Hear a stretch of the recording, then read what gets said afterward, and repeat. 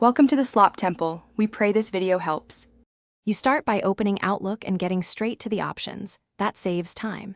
If you use Windows, choose File then Options. On a Mac, pick Outlook then Preferences. Once there, head to General or Appearance. This is where themes, color schemes, and reading pane controls are grouped. Make sure you're signed into the correct profile if you have multiple accounts, because theme choices can behave differently per profile. Now that you're in the right panel, prepare to change the visual style. You'll now select and preview a theme so you can see the effect before committing. Click the Theme or Office Theme drop-down and scan options such as colorful, dark gray, black, and white. Outlook often updates the preview live.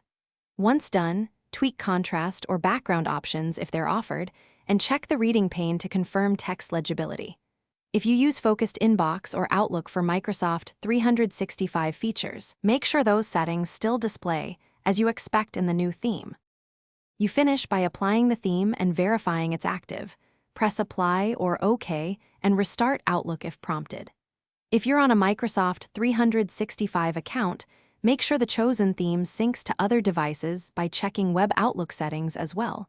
Synchronization ensures a consistent experience. If colors fail to update, try clearing the Outlook cache or installing updates. And make sure your system-level light or dark mode isn't overriding app settings. This single